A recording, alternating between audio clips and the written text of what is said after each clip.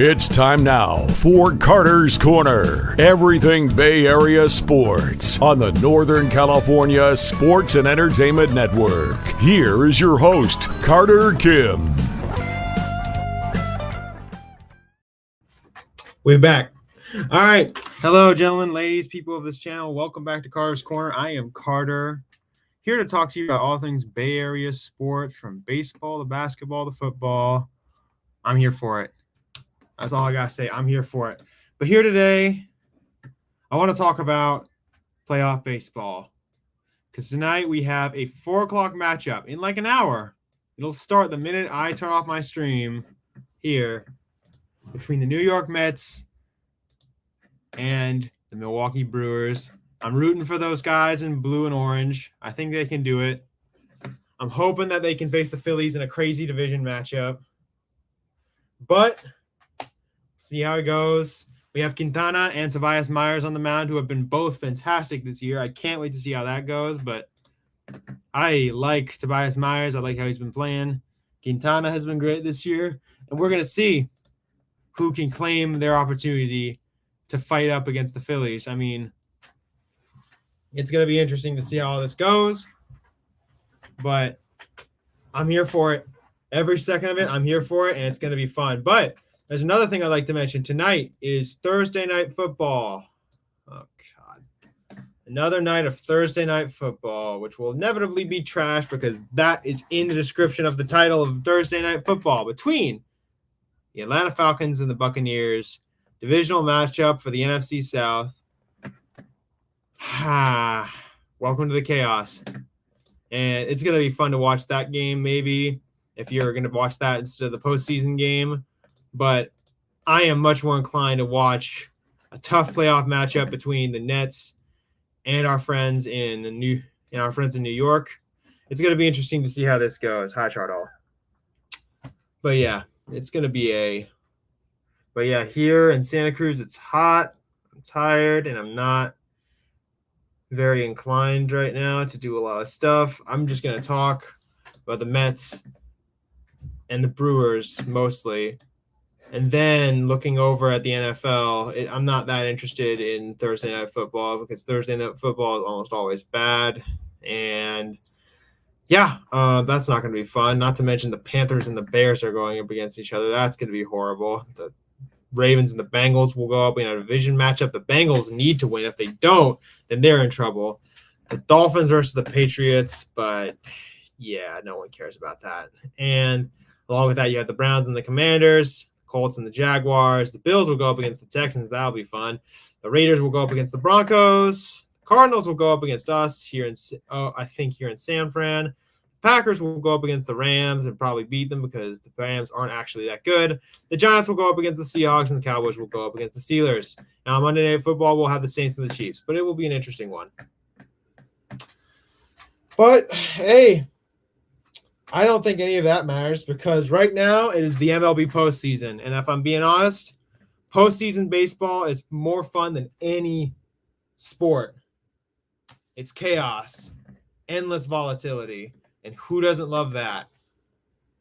I mean, I'm going to just pull up the playoff bracket. I mean, you have divisional matchups and division rivalries between the Los Angeles Dodgers and the Padres, along with the Detroit Lions and the Guardians, which could be a brewing rivalry.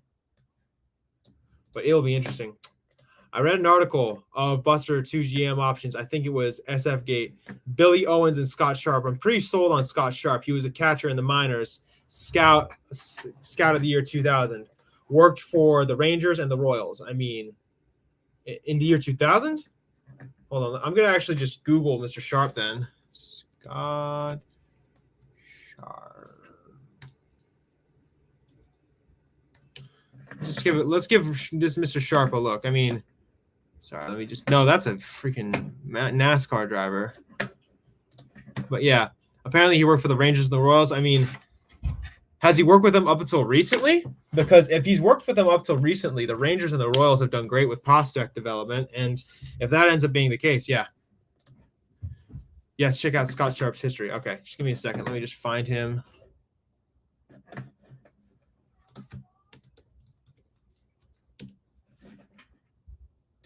Yeah, senior vice president, assistant GM. GM in 2022, operations in 2015 to 17, player development. Yep. Kansas City. Yeah, he was in Kansas City. There you go. I mean, yeah, I mean this seems to be pretty damn good. I like this. No, this is definitely interesting. And yes, he's the assistant GM for the Royals right now. I mean, yeah, if you draft Bobby Wood Jr., I mean, to be fair, they had a high draft pick, but if you can get Bobby Wood Jr. developing into a superstar, that's huge for me. And apparently he worked with the Rangers. I mean, if he worked with them for like, I don't know, the last few years to help develop their farm system, get guys like Heim and Lowe and a couple others, then that could be interesting. But I think that's a different regime. But from what you're telling me about Sharp, that's definitely a person that that Buster could definitely use as his right hand. I mean, this guy seems to be good at prospect development and getting prospects in general. So I'd say totally. He could definitely be a guy, especially with how the Royals have been doing recently. Vinny Pasquantino, not Hunter Renfroe, Kyle Isbell, along with guys like whatchamacallit. It was what's that dude's name? Oh yeah, Pasquatch, Isbell. He got Reagan's as well. I mean, yeah, that's a pretty damn good deal from him. I like the timing for the Rangers. It was 2005 to 2008. Part of the was in part building the team that Giants faced in 2010. Well, then there you go. I mean, he's been building some pretty solid teams over the last few years, and if he is like a guy that we could definitely talk to, I think that he will be a great right hand for Buster. But yeah, we will have to see, obviously. But he is, from what you've told me, giving me his resume, he looks good. He looks good.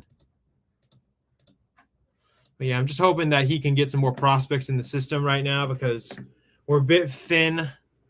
Tibbs, Wisenhunt, and Eldridge seem like they're our best guys right now, along with a couple outliers like Reggie Crawford and Mason Black. I mean, even then, Mason Black did not play well when he came up. But again, we'll have to see. We will have to see how all this goes. But I think from what the resume that our good Grand Admiral has given us tells us that he has got enough acumen to set this thing up. Shoot, I'm hoping that my Wi-Fi does not go out randomly on me. Let me just make sure that it's all set up. All right, cool. Red flag is that he started out for a scout for the Dodgers, but that was awarded scout of the year in 2000. I mean, we had to be careful about the Dodgers, but honestly, it's been, if what you say is true, and I believe it, he's had enough time to be away from the Dodgers to be deacclimated from that climate. So he's worked with the Rangers, the Royals. I mean, and he's built solid teams. And it's looking at the current team over in Kansas City, it looks good. So we could have that here. We just have to put it all together. And I would definitely be inclined to bring on Sharp if he does do as well as he's done. So yeah, that's a great option. I like that a lot. But yeah, I think what I was talking about originally was playoff baseball is looking really, really damn exciting. I like that he was a former catcher too. The Royals culture loves defense and swiping bags. Yeah, then there you go. I mean, that could be another huge thing. I mean, we've needed a culture of bag swiping for a very long time. And, him and Buster being former catchers, they'll probably work well together. Let's just see. But yeah, I mean, this time of year is so exciting. I mean, look around you. Oh, sorry. We have playoff baseball. We have the NHL and the NBA returning. We have NFL continuing their season. I mean, it's going to be a really good few months, and I am going to enjoy every second of it. No, it's fine, Grand Admiral. I'm just like, I'm definitely again. This is an open discussion thing. I'm just here to talk with you guys. But yeah, it's just thinking about it right now, like the playoffs. At this point, I really am inclined to say that I need to stop making projections and just let the damn games play out, because right now, all of the teams that I predicted to actually win, except for the Padres, have all lost. I mean, the Astros, the Diamondbacks. Ow. But yeah, that's just yeah. Oh my gosh, I am very, very like I don't understand how the Astros go to 7 straight ALCSs and then suddenly after this, put a hex on LA. Oh my gosh. The Los Angeles Dodgers are truly one of the best teams in baseball. They're going to win with half a pitching staff and nothing whatsoever. I totally think Shohei Ohtani is going to do this. There's no way that they lose in any way whatsoever, even though their pitching is horrible and injured. Okay, Grand Admiral, I can't do it seriously. I can't do it seriously. I feel dumb trying to be serious about saying that because there's no freaking way that the Los Angeles Dodgers are going to win anything. The Los Angeles Dodgers are a joke and a comedy show. They're the Dallas Cowboys of the NFL and sorry, not the NFL. Dallas Cowboys of the MLB. I can't, man. There's no way I can seriously say that. I can be sarcastic, but I don't think that's how the hex works. But yeah, this is getting to be I'm tired, man, of the alleged jinxing that is plaguing these predictions that I've been making. At this point, it's just getting oh my gosh. If the oh my God, like I'm probably gonna go on Giant Sports Talk Live later. Oh shoot. LOL, imagine if they had their own Jerry Jones. I mean, I think their situation is a little different than Jerry Jones. I mean, if Jerry Jones was their owner, that would be hilarious. But I think what they have more is an incompetent manager than incompetent ownership. I mean, and then again, their management and player philosophy hasn't won them a World Series. It's brought them great regular seasons, but they haven't actually won anything. So I guess you could say that front office is sort of like that because that's what the Cowboys do. They have great regular seasons, but they don't actually win anything. So you could say the Dodgers front office, despite the fact that they've made a bunch of, great splashes, they've gotten great free agents, they actually haven't won anything. So you could say that the Dodgers front office is Jerry Jones in this case. I don't know, but that's possible. But yeah. But I was like, I think I was talking about playoff baseball for a minute there, but okay. I'm still going to predict because why not? This is I'm going to try and prove that this hex is BS. And I'm going to say that the New York Mets will beat not the Padres. They will beat the Brewers tonight at 4:00. It's going to be a close game, but I think they'll win it. They will go on to face the Phillies, and then we will have 3 divisional round matchups involving teams from the same division.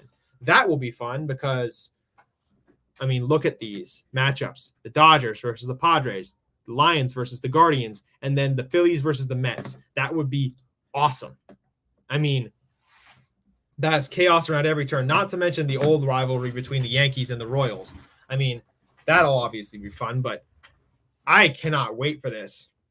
I'm going to enjoy it because who doesn't love the chaos of postseason baseball? I mean, looking around you, you see teams that are possible, but I think this is my opinion about the divisional round series versus the Padres and between the Padres and the Dodgers. I think the Padres, and this is just me being honest, the Padres are going to curb stomp the Dodgers. It's not even going to be close in my opinion because the Dodgers have no pitching. All of their pitchers are injured, and the Padres are probably going to best any pitching that they start.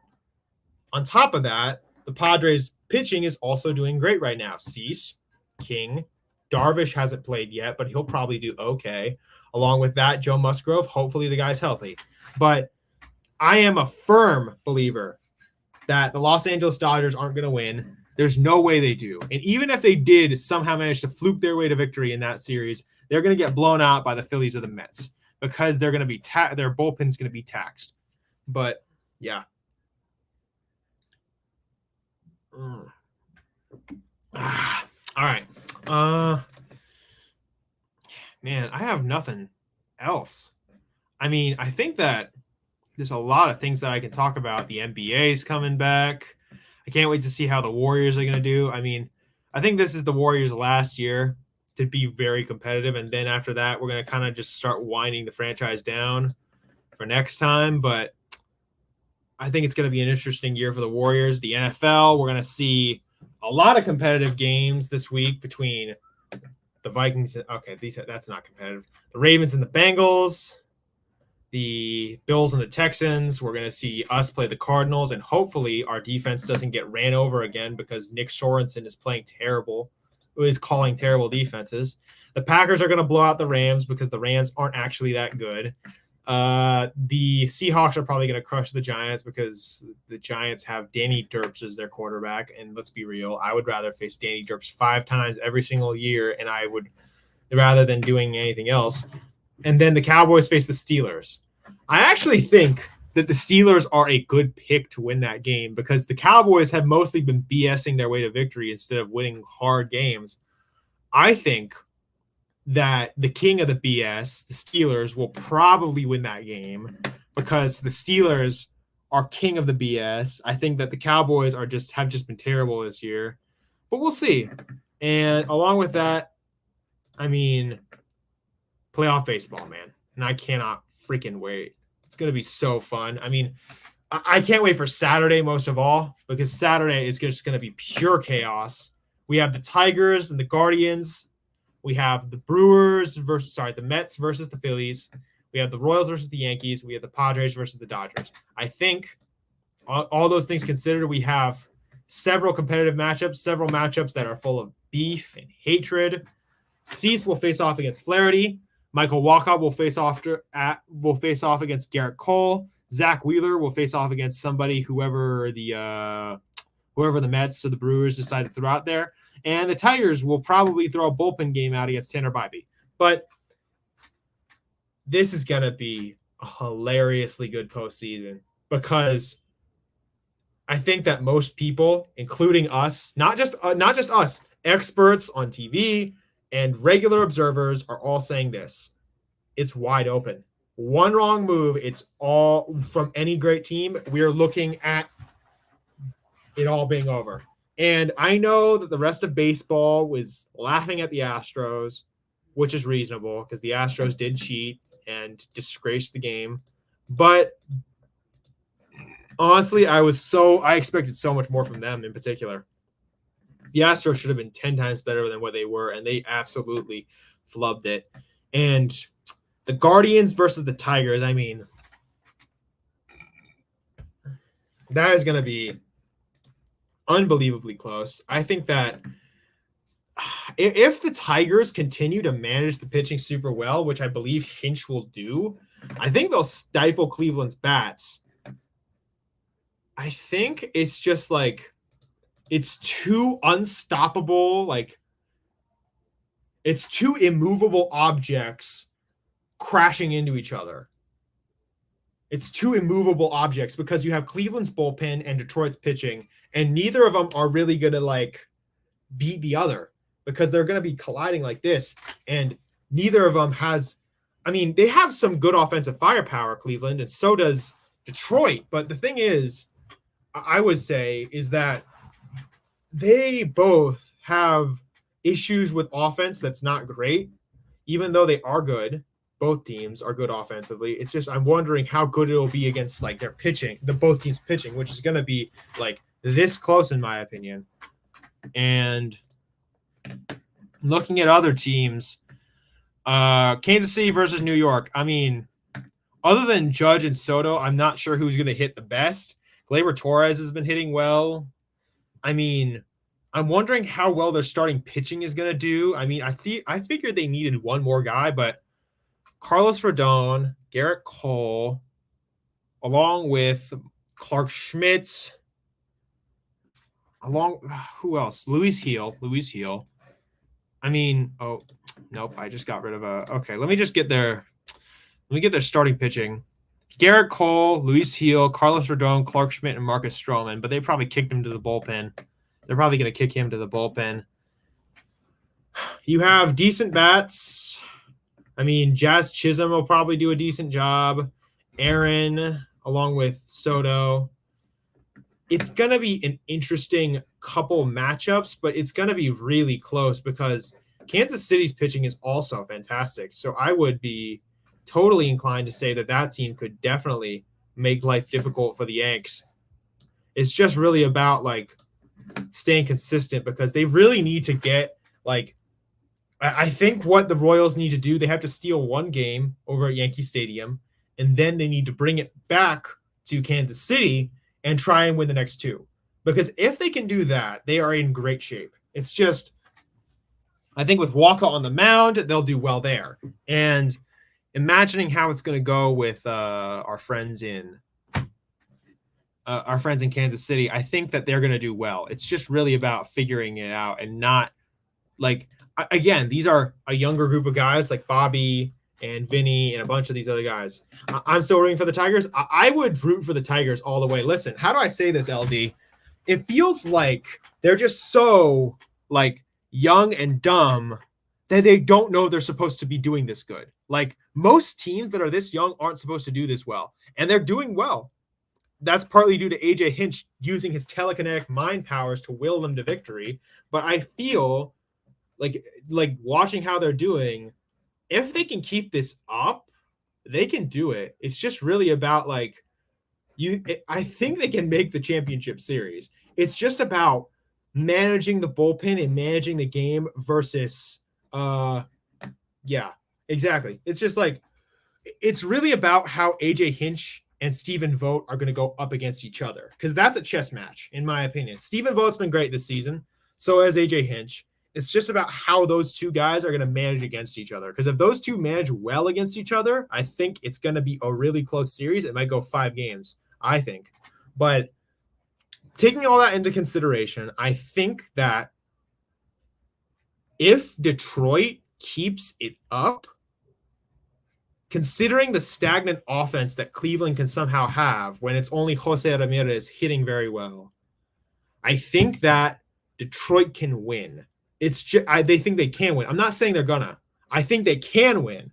It's just about the chess match that Vogt and Hinch are going to have with each other, and it's going to be this close, in my opinion. It's going to come down to the little marginal decisions, and I think that since Vogt is obviously new to this, he's not, again, Vogt, he's a new guy, he's a new manager, he's been doing great, but Hinch is an experienced guy. He understands how to manipulate games and understands how to win games.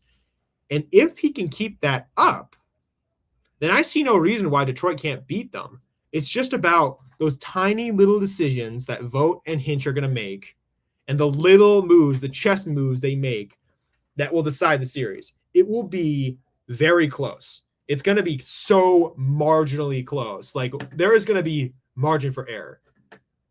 Just get the lead for Class A. Yeah. I mean, it really is just that, isn't it, Grand Admiral? I mean, if they can get ahead, if Cleveland can just get ahead and then pass it off to the bullpen, they're in good shape. It's just really about like, I'm worried for Cleveland in some ways, because when the only player that you have hitting consistently is Jose Ramirez, Stephen Kwan has been good this year, but he has had a nagging injury.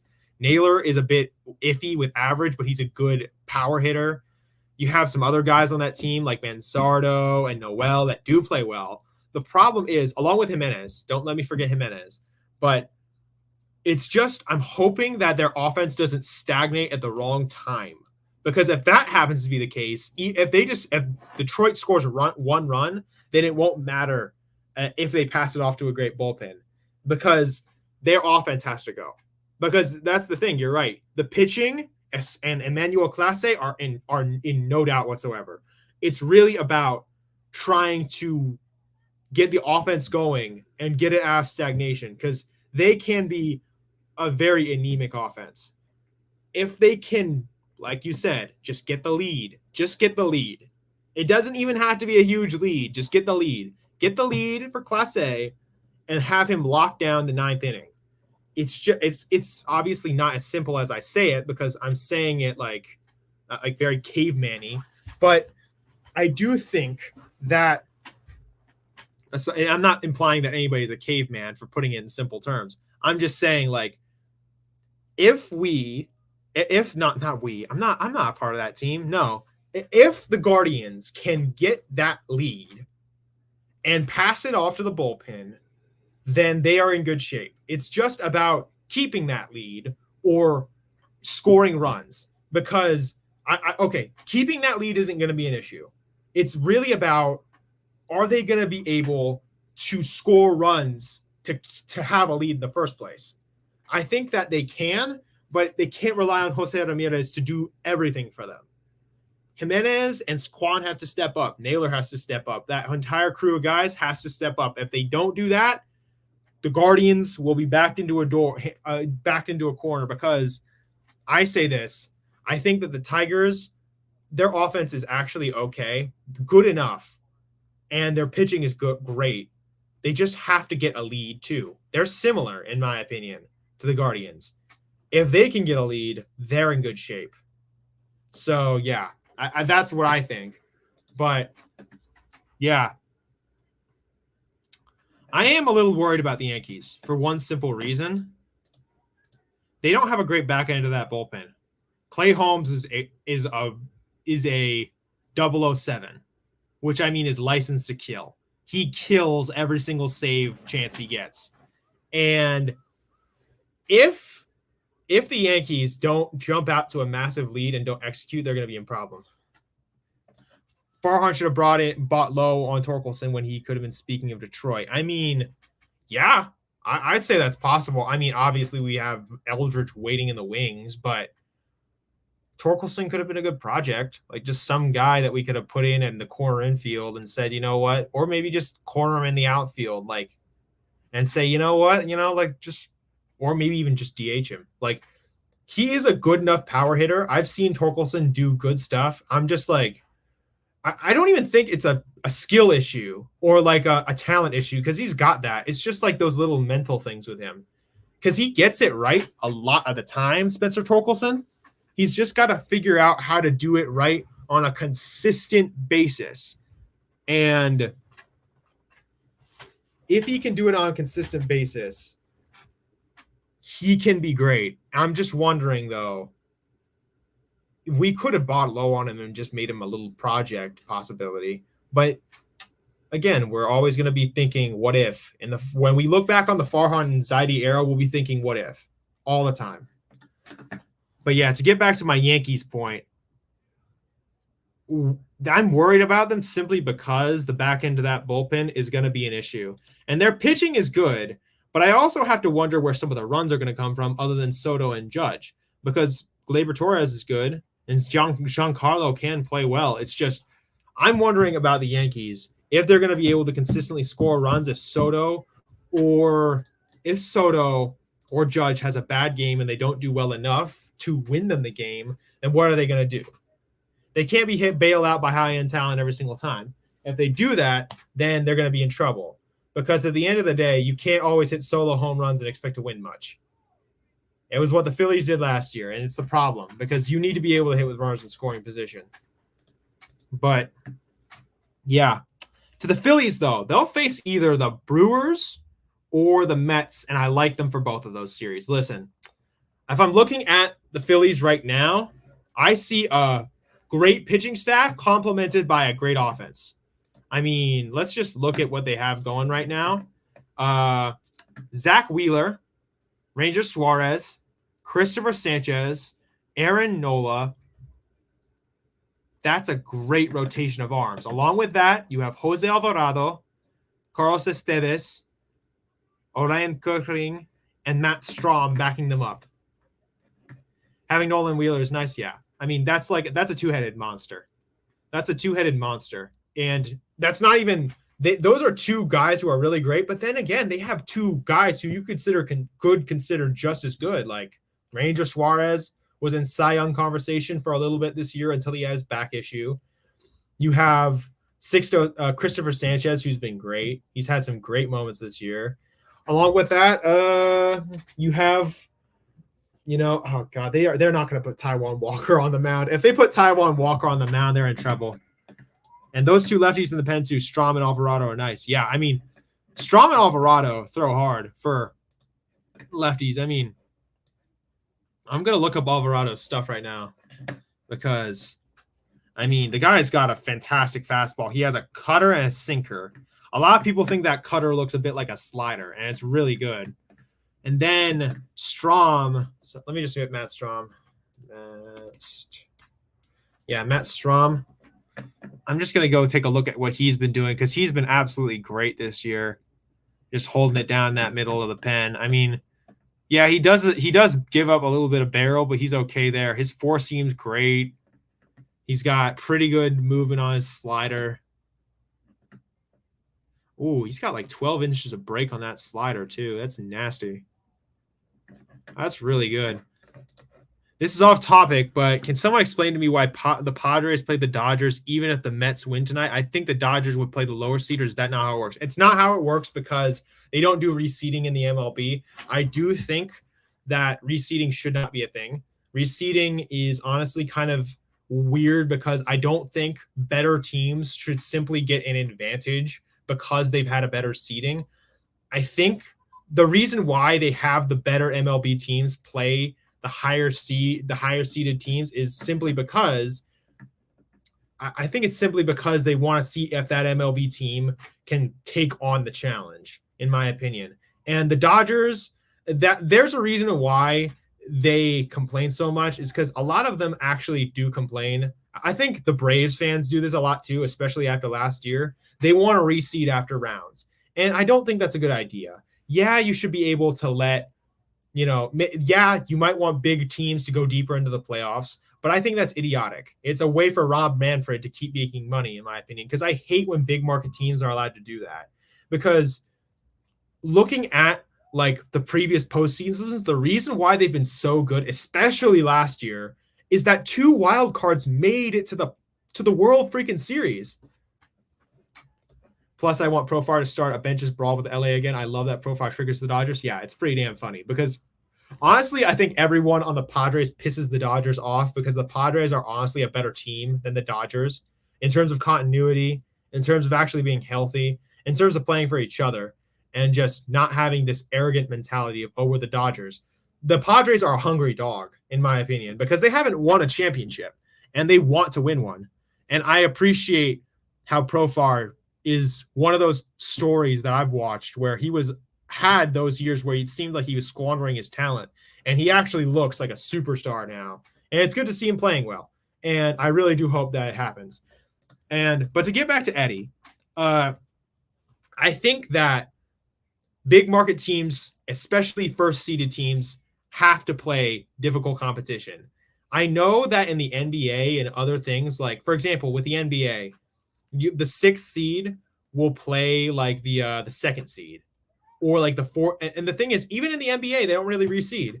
The 4th seed, for example, it will play the 1st seed if they make it past the first round. And I genuinely think that if you really are a good enough team, you should be able to take on a more difficult wildcard team. I mean, come on. It's like the Giants did that with a couple of years ago when they won the division. We took on a couple different teams that were difficult. We took on the Tigers. We took on the Cardinals. We've taken on a bunch of other difficult teams. Oh, man, I'm trying to think of. Oh, yeah, the Braves were another difficult team that we had to.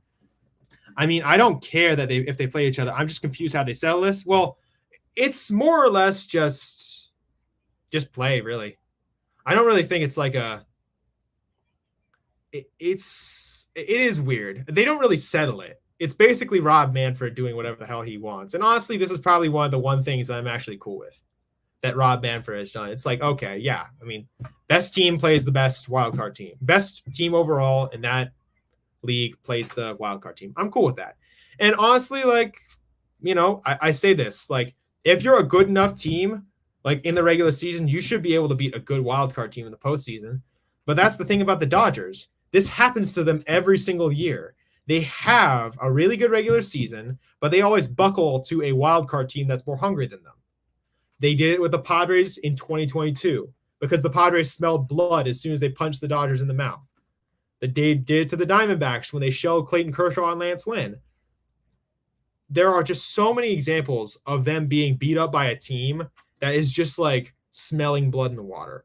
And I think that considering all these things, I think it's a good thing that there's no reseeding in baseball, because at the end of the day, if you are a good enough team, you should be able to beat a team like that, in my opinion. That's just how I think it should be. Yeah, you can argue, oh, I want to see the better teams go far in the playoffs. Well, that in my opinion is just ingenuous to the spirit of October baseball, The idea of October baseball since the beginning of time, even when there have been super teams and great teams, is that if the right team catches fire in a ball at the right time, they can beat the best team in the world and go on to win the World Series. It's just, I enjoy that notion. And that's why I love the chaos of October. It's insane. And you can really keep your head, if you can keep your foot on the gas, you can win the World Series. The Rangers did it. That was impressive. Look at the Braves. They did it. That was impressive. The Phillies made it. They didn't win, but they also managed to keep their foot in the gas and make it to the World Series. I just like the notion of a difficult team that is really good, had a really good regular season, having to play a team that's just as good as them from the wild card. And I think that it's going to be interesting to see how the Padres do, because I genuinely think the Padres are going to absolutely stomp the Dodgers. That's just my opinion. Who wins tonight? Don't even listen. NorCal Sports Network, come on. I know who's there. Oh my gosh. I think the Mets win tonight. The Mets will win tonight. And let me guess, there's going to be a Vegas joke in there somewhere where everyone's like, oh yeah, we should go to Vegas immediately and bet on the Brewers because Carter said, oh yeah, they're going to win. Man, this literally just look at my little tag right here. I need to stop making predictions and let the damn games play out, if I'm being honest. But I honestly think I'm going to keep doing predictions because why not? Really, just why not? It's fine. It's fine. Like, I am going to enjoy this postseason, though, because it is less stressful to be a neutral observer and watch great postseason baseball. I really think it's great. But I actually want to talk about the lineup between the Mets and the Brewers. Batting leadoff will be Francisco Lindor. Next to him will be Mark Vientos and Brandon Nimmo. Along with cleaning up, there will be Peter Alonso, Jose Iglesias, Jesse Winker, Starling Marte, Tyrone Taylor, and Francisco Alvarez. That is the Mets lineup for this game. For the Milwaukee Brewers, it will be Jackson Chourio leading off, Blake Perkins in the 2-hole, Wilson Contreras DHing, Willie Adames in his usual cleanup role, Gary Sanchez, Rhys Hoskins, Sal Frelick, Ortiz, and Terang. Along with that, we will have the starting pitching matchup of Jose Quintana and Tobias Myers. I actually want to compare the Giants, the Giants' homegrown players to the Dodgers' homegrown players. If you take away Mookie, Freeman, and Ohtani, it's an actual debate. Yeah, it really is. If you want to talk about our players and their players, it's funny because all of the good players on their team are bought players. They aren't players that they actually developed and are homegrown. I mean, let's think about this. The Boston Red Sox beat the Dodgers in 2018. And they signed Mookie Betts. They go trade for Mookie Betts. And Mookie Betts ends up being terrible for the Dodgers in the playoffs. Freddie Freeman goes from the Braves to the Dodgers after he beat the Dodgers in the postseason and has also been terrible for them in the playoffs. Ohtani goes from the Angels. Well, he didn't beat them a lot, but, he goes from the Angels to the Dodgers, like David Beckham going from Manchester United to Real Madrid. And if you take all of those stars away, who the heck do they have that is any better than our guys? Like, really, I would like to know this. Like, look at who we have and look who they have. I'm actually going to bring up the lineup. Why not? You know what? Let's actually do this right now, Grand Admiral, because I'm going to do this because I actually am intrigued by this. Let's talk about the Dodgers roster. And we're talking position players specifically. So let's just do that because that seems to be what we were talking about. Okay, here we go. Catchers. You have Will Smith and Patrick Bailey. Patrick Bailey is better in my opinion, and it's not even that close. Everyone says Will Smith is this really great player who deserves all this credit. He's not actually better than Patrick Bailey. Patrick Bailey has just had more of a slump. And okay, they do have Will Smith. He's a stub. I'm not taking away. I'm taking Ramos over Ottman. Lux sucks. I don't care what anybody says. That's very true. Bergsong more than Bobby Miller. Harrison over versus Dustin May. Okay, I want to say this. Bobby Miller is trash. Bobby Miller is trash. He's not that good, okay? Gavin Stone also isn't that good. Dustin May is really bad, okay? Yeah, and yes, Mark Graves, Will Smith is better overall, but I am a firm believer that Patrick Bailey is going to be a better player than Will Smith in general. Will Smith, the thing is, if you look at their numbers in front of each other, they're practically the same. But the difference is Patrick Bailey is being paid a rookie contract while Will Smith is being paid 10 years, $250 million. What does that tell you? I mean, okay, but let's just go past that. Give me Whisenhunt. Give me what Whisenhunt becomes over Gavin Stone. I mean, Whisenhunt's got better stuff. That's clear. Gavin Stone isn't actually that good. The thing is, I hear Dodgers fans say all the time, "Oh, Gavin Stone should have gotten to the All-Star game over Logan Webb." Like, he did then Logan Webb plays the A's and throws a complete game shutout. And then when Gavin Stone plays the A's, he gets shelled. What does that tell you? Your guy couldn't do what our guys did? Please. But let's actually go back to the comparison. Okay. Let's talk about starting first baseman. Let's not talk about Freddie Freeman because, again, we're just taking this away, like Grand Admiral said. Let's talk about Max Muncy over Matt Chapman. Matt Chapman is better than Max Muncy. No cap. Matt Chapman is a massively better player than Max Muncy. Whisenhunt has an elite changeup. Other stuff is mid, right? Well, he's got a good split. And I think from what I hear, his fastball has got good trail.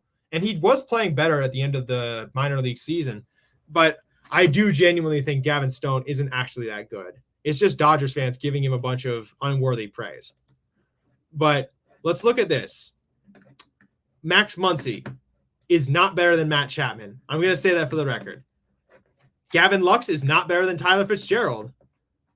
Elliot Ramos is much better than Outman or Teoscar Hernandez, even though we're not talking about their bot players. He's better than Outman, that's for sure.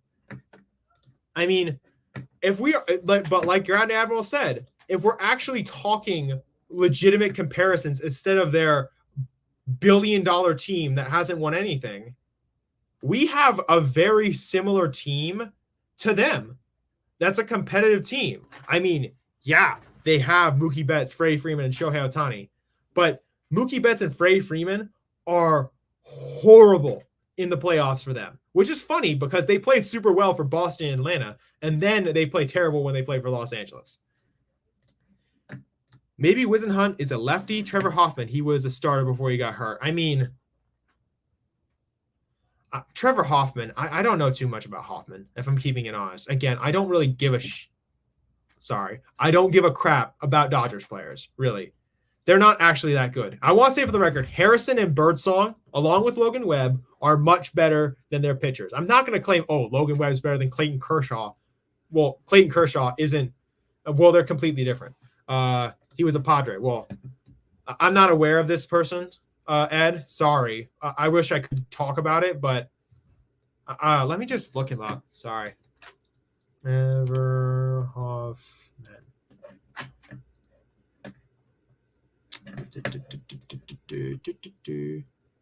Okay. My bad, Ed. I see what you're doing right here.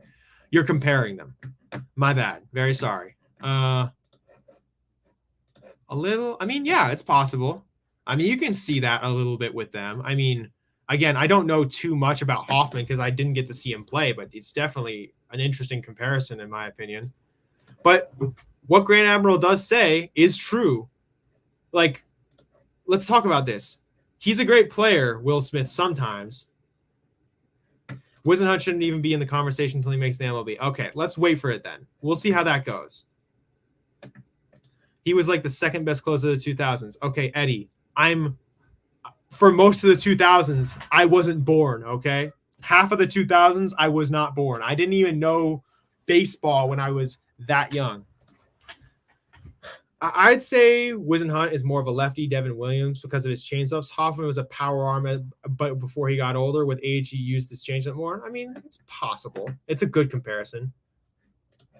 Well, then give me Roop of Stone. I mean, Listen, it's just like, I don't care what the Dodgers say about their players. Listen, everyone says that their Dodgers home grow their players super well too. Yeah, they have Clayton Kershaw. That's one good player. I listen, I'm not doing the push-ups, Ed. Heck no, I'm out of shape. But I mean this when I say it. When you compare our two teams, like Grand Admiral has pointed out, if you take away all of their superstar players that they bought from other teams, better teams than them, by the way, they actually aren't that good in comparison to us. I mean, Pages, I'm taking Jung-Hoo Lee over them. I mean, like, seriously, Gavin Stone isn't actually that good. He's not actually that good. Dodgers have good prospects that they mold to trade for players. I mean, yeah, sometimes, but I can't think of that many good Dodgers prospects. I mean, they have guys who they trade for and they make into good players, but let's keep it real. Their prospect farm is overrated. I mean, Bobby Miller was supposed to be super good. Bobby Miller's trash. Bobby Miller is trash. I want to say that for the record. That guy is so bad, it's not even funny. Like, he is so bad.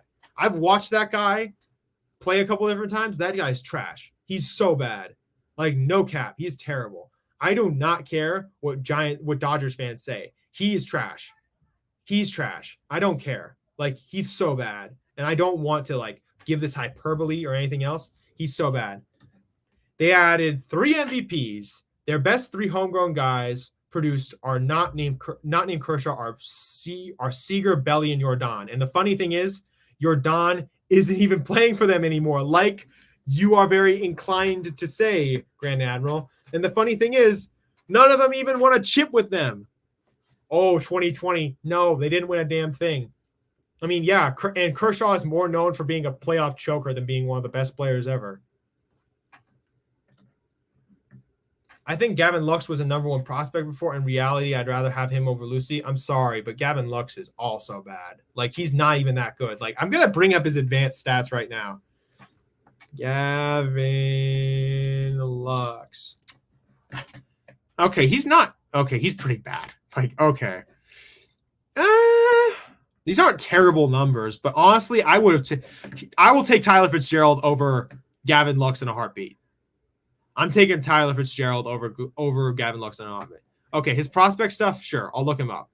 But let me just like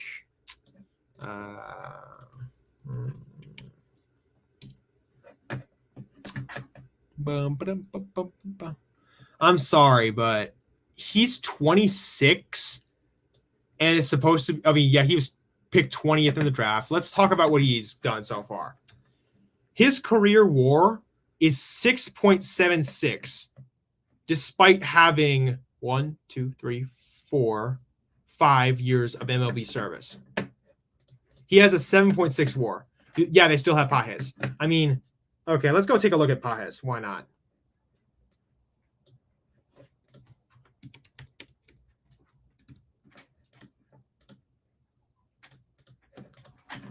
I mean, it's his first season, to be fair, and Pages hasn't done badly.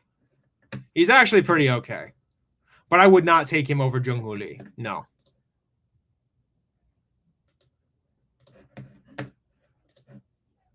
I did not know he was 26. I'd rather have Lucy change my mind. I mean, it's like, give me Matos over Pages. I mean, yeah, they're both kind of mid, if I'm being honest. But to be fair, Pages has only played 1 year, and Matos has also been kind of blah. But if we're keeping it real about what we are and what the Dodgers are, we produce a similar product in our farm system. They're just overhyped for it. Everyone says whenever their Dodgers pitchers play okay or even like passably well, they're like, oh, this guy's the next Clayton Kershaw. And then when Hayden Birdsong and Kyle Harrison strike out 12, no one gives a crap. It's just the Dodgers media. It's the media that love the Dodgers and love their star players. It's not really that they have better prospects than us, than they're better at this or that. They just buy people and have the media. But that's pretty much it, if I'm being honest. I mean, to mention Gavin Lux, he has a 7.2 WAR in a 5-year career, despite the fact that he was a top prospect. That doesn't make that much sense to me. I mean, like, I'm looking at all of their good players, the players that are good, quote unquote, and they aren't actually that good. And I really, like, I seriously mean this. Like, they remind me of the Yankees right now.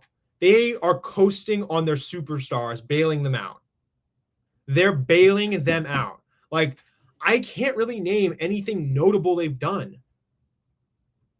What have they done, man? That is anything of note. I mean, they are just a company that is propped up by the media. That's it. But hey, you know, maybe it's nice to win 100 games a season and not do anything. The Dodgers also had a lefty pitcher who is now shunned. Forget his name. He wore glasses. Oh, yeah, I do remember that guy. He was like part of their, whatchamacallit, their Mickey Mouse World Series. I mean, I can't remember his name now. I think he got booted from the MLB because he did something illegal. I'm not sure if it was like serious illegal or if it was like, you know, passively illegal. I don't know. But yeah, I know who you're talking about.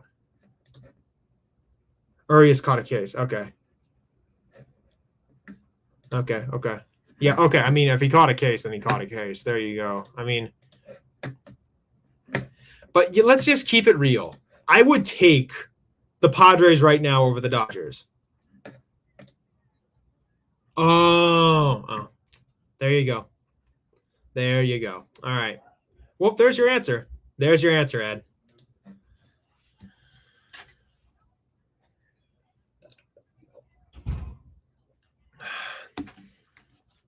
But yeah, I mean, keep it real. Like, we've done just as well as them in the prospect system, but we don't get credit. I mean, because we're not considered this glitzy team. I mean, just because we're not a glitzy, fake team doesn't mean we're not a good team. I think if you take, it's like you said, Grand Admiral, if you take away Freeman, Betts, and Shohei, they are just as good as us. Ryan Walker, Doval Grown, homegrown, Dodgers pen arms compare. Let me just look at their pen arms. I mean, they have a pretty good bullpen, but I'm pretty sure they purchased all of them as well. Brazier, Joe Kelly is a psycho. Michael Kopech was bought. Evan Phillips, I'm pretty sure he's been a Dodger for a while. Nah, he was also a transplant. Trinan was a transplant. Phillips was a transplant. They don't have a single homegrown bullpen arm, unless you want to count playoff Kershaw.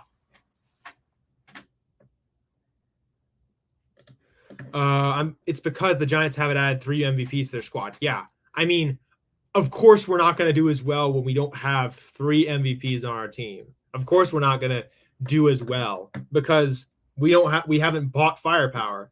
And it's because we've been partially unlucky. We could have gotten Shohei. We could have gotten a lot of these guys, but it's also due to the fact that we're unlucky.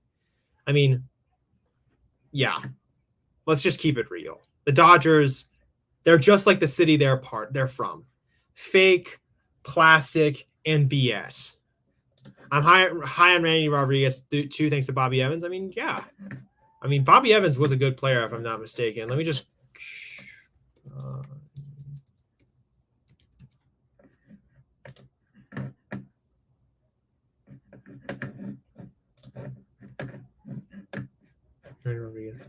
Bobby Evans? Okay, I'm a little confused, Grand Admiral. Can you clarify a little bit? Because I'm a little confused. I'd appreciate a little clarification. Rodriguez is mid, Roop is better. I think they're both good. To be fair, Randy has been injured partially this year. He has elbow issue. I think Roop is great. He's got dominant stuff. I'm wondering if he's going to be a reliever or a starter. I think that he could be one or the other, and he could do well at either. It's just about trying to figure out his pitch count and trying to figure out how long he's going to go for. And the difference between him and like Kyle, for example, is that if we kicked him to the back of the bullpen, it would be a little better. Okay. Thank you, Grand Admiral. I appreciate that. My bad. I thought you were talking about Bobby Evans, the Rams player. Roop is the next opener under Buster Posey. I mean, I think Roop, he shows a lot of potential. I'm not going to say he's like the most highly touted prospect since whoever, but like I've seen his curveball. He's got good pitches that I can rely on. I mean, looking at his stuff, he looks good. He looks good. I think that he can be a solid starter reliever type that we could kick to the back of the bullpen if we need innings eating. I mean, Grand Admiral talked about this. Guys like him, guys like Wynn and other people like Mason Black could be like innings eaters for this team, who could be like solid guys we can kick to the bullpen if we need help. But I think there's a lot of potential with all the young guys on this team. I mean, it's definitely interesting. I like his cool stuff combo more than Rodriguez. To be fair, Rodriguez is throwing like 100 miles per hour. And Beck was also mentioned by Grand Admiral. But yeah, there's definitely, when I look at Rodriguez too, again, it's also his first year, if I'm not mistaken. Let me just.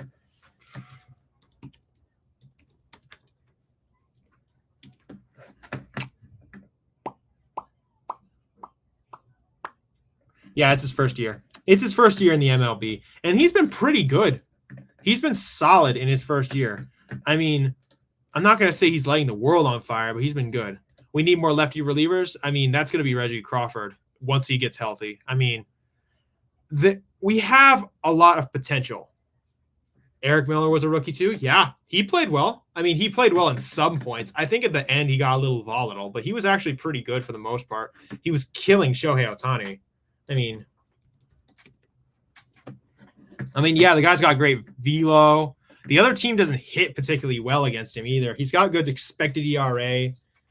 He throws his fastball pretty well. I mean, looking at the future of this team, because I'm really glad to talk about this in particular. It's like Dan Runzler 2.0. Hold on.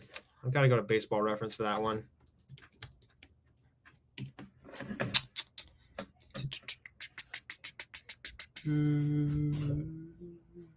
Damn, that guy was okay. Listen, I don't think you can judge him that easily.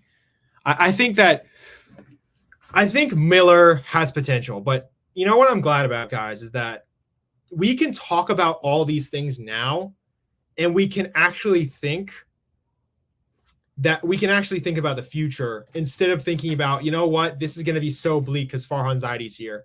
Now we can actually look at all these guys, look at all the young guys, look at all the players that have played this year, all the guys who have like come up through the minors, and we can actually say, you know what, there's possibility here. To me, the bullpen is nice, but Luke Jackson, Jelly, and Taylor Rogers choked this year. Listen, I think Jelly needs to get better considering how much talent he has. I think he just needs to stop giving up home runs. Taylor Rogers, I'm sorry, gets no swing and miss. He's decent, but he doesn't get any swing or miss. Luke Jackson is one of the biggest cookie servers I've ever seen in my life. But, yeah, when he got traded at the deadline, I was so happy because we finally managed to get rid of him. Like, I couldn't believe it, too. I just wanted that dude gone. And it was like, finally. But, yeah. But the best part about these streams now, guys, is that we can talk to each other about all this stuff. We can talk about the future of this team, honestly, without worrying about the front office. We don't have to worry about Farhan Zaidi botching things. We don't have to worry about everything going crazy. We can finally look at the future of this team and say, you know what? Maybe there's possibility here. Maybe if we can do something, it's interesting. Jelly's stuff is so good. He's a long reliever, 5th and 6th inning. I mean, yeah, he's something like that. I think Jelly could move up as a reliever. He's just got to get better at not giving up home runs. I think he can be a good reliever. Again, I give these guys time to do better than what they're doing right now. But I think with the potential and talking about this team right now, I'm just so happy, guys, that we can talk about this team and genuinely say, you know what? The future is possible. We have something interesting going on here in San Francisco. But hey, in a minute, I'm going to be going to watch the Mets game. It's been good talking to you guys. It's been good having y'all here. Listen, it's been a long day for me working and doing stuff like that, but It's good to be here with you guys, talk with you guys about various things. It's good seeing y'all. Peace. You've been watching the Northern California Sports and Entertainment Network, a Northern Lights Entertainment broadcasting station.